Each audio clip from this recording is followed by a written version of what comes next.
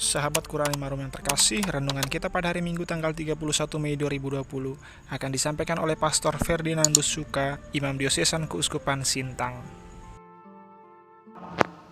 Para sahabat Qur'an Marum, pada hari ini tanggal 31 Mei 2020, Hari Raya Pentakosta. Bacaan-bacaan yang diperdengarkan kepada kita pada hari ini dari bacaan pertama, Kisah Para Rasul bab 2 ayat 1 sampai dengan 11. Bacaan kedua dari 1 Korintus bab 12 ayat 3b sampai dengan 7, dilanjutkan dengan ayat 12 sampai dengan 13. Dan bacaan Injil dari Injil Yohanes bab 20 ayat 19 sampai 23. Kita mendengarkan dari bacaan Injil. Dalam nama Bapa dan Putra dan Roh Kudus. Amin. Inilah Injil Yesus Kristus menurut Yohanes. Setelah Yesus disalibkan, pada malam pertama sesudah hari Sabat, berkumpullah murid-murid Yesus di satu tempat dengan pintu-pintu yang terkunci, karena mereka takut kepada orang-orang Yahudi. Pada waktu itu, datanglah Yesus berdiri di tengah-tengah mereka dan berkata, "Damai sejahtera bagi kamu." Dan sesudah berkata demikian, Yesus menunjukkan tangan dan lambungnya kepada mereka. Murid-murid itu bersukacita karena mereka melihat Tuhan. Maka kata Yesus sekali lagi, "Damai sejahtera bagi kamu. Sama seperti Bapa mengutus aku, demikian juga sekarang aku mengutus kamu." Dan sesudah berkata demikian, Yesus menghembusi mereka dan berkata, "Terimalah Roh Kudus. Jikalau kamu mengampuni dosa orang, dosanya diampuni. Dan jikalau kamu menyatakan dosa orang tetap ada, dosanya tetap ada." Demikianlah Injil Tuhan. Terpujilah Kristus. Para saudara-saudari yang terkasih, 50 hari sesudah Paskah, gereja merayakan Hari Raya Pentakosta, turunnya Roh Kudus atas para rasul. Perayaan ini juga sekaligus mengakhiri masa Paskah dalam liturgi gereja. Peristiwa turunnya Roh Kudus diceritakan dengan jelas dalam Kisah Para Rasul, bacaan pertama pada hari ini. Roh Kudus memberikan daya istimewa yang luar biasa atas mereka. Sebelum peristiwa ini digambarkan dalam bacaan Injil, para murid yang mengalami ketakutan dan kegentaran. Mereka berkumpul dengan menutup pintu dan menguncinya. Mereka takut akan orang-orang Yahudi pasca kematian Yesus. Di tengah ketakutan dan ketertutupan diri ini, Yesus hadir dan menyapa mereka, "Damai sejahtera bagi kamu." Sapaan damai sejahtera menghadirkan sukacita di dalam diri mereka.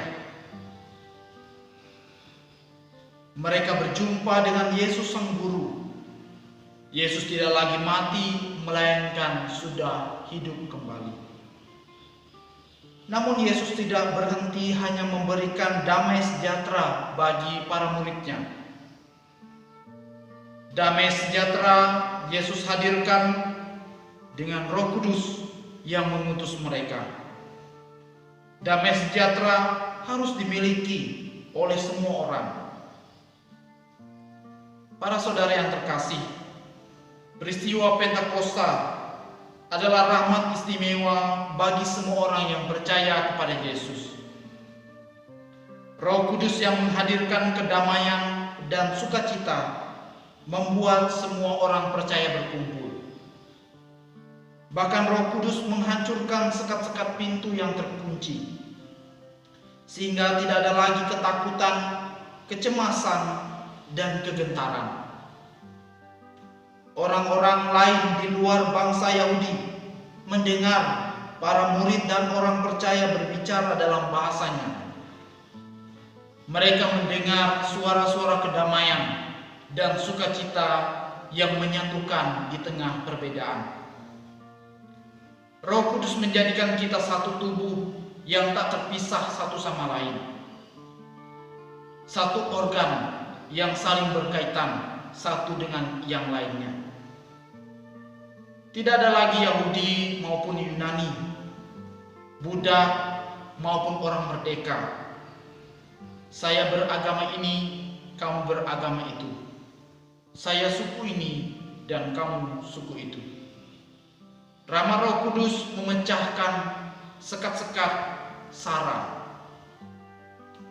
Para saudara, para sahabat Qur'an Marum, masih berbekas di ingatan kita di awal bulan Februari yang lalu, Paus Fransiskus mengadakan kunjungan bersejarah ke Uni Emirat Arab.